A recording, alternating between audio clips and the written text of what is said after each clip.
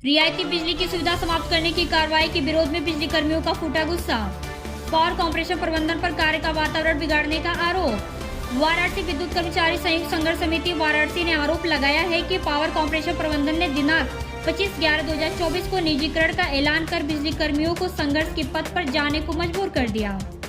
अब बिजली कर्मियों को विगत 47 वर्ष से मिल रही रियायती बिजली की सुविधा समाप्त करने हेतु दबाव और प्रतिकूल कार्रवाई की धमकी देकर प्रबंधन ने ऊर्जा नियमों में कार्य का वातावरण पूरी तरह से बिगाड़ दिया है।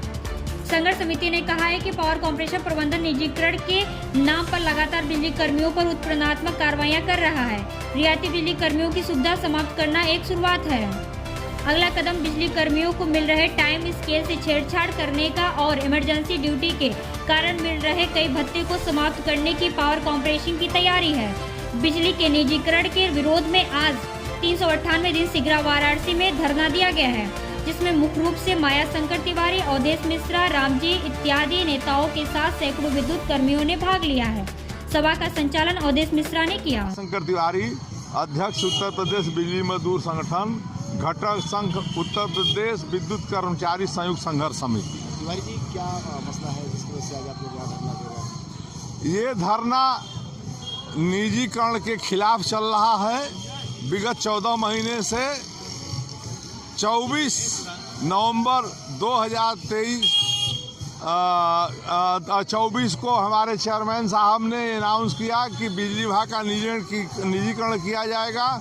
इसके खिलाफ में 17 और 27 नवंबर से हम लोग लगातार आंदोलनरत हैं।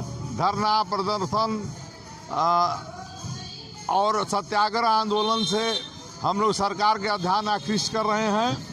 और हम लोगों का कहना ये है कि जब बिजली निजीकरण हो जाएगा तो जैसे उड़ीसा में, तो आगरा में, ग्रेटर नोएडा में, महाराष्ट्र में बिजली 17 रुपया यूनिट दी जा रही, वैसे यहाँ भी 17 रुपया यूनिट हो जाएगी, जबकि यहाँ पर अधिकतम रेट 6.5 रुपया है।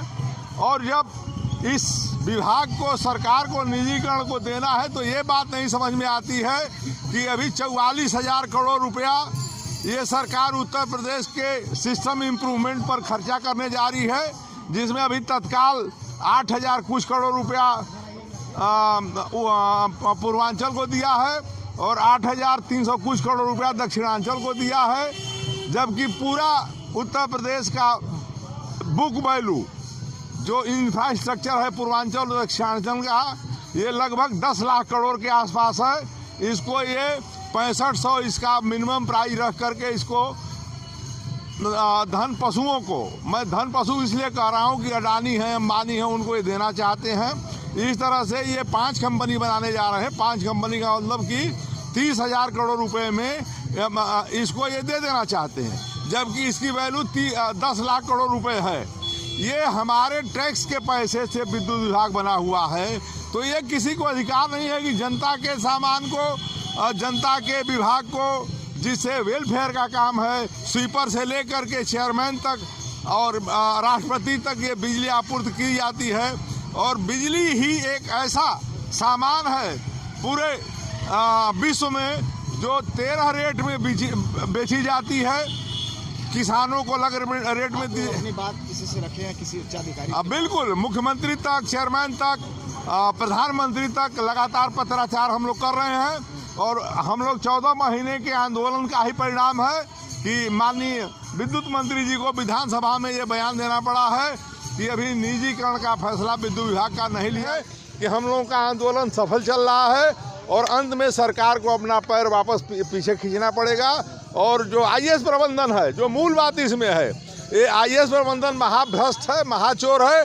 पूरे उत्तर प्रदेश में या पूरे हिंदुस्तान में IAS प्रबंधन का आय की संपत्ति जांच करा ली जाए तो किसी के पास भी 500 करोड़ रुपया से कम की संपत्ति नहीं मिलेगी। लेकिन ये दूसरे के लोगों को, दूसरे इंजीनियर को, JE को, लाइनमैन को कहते हैं कि भ्रष्ट हैं, जबकि ये खुद भ्रष्टाचार में डूबे हुए हैं।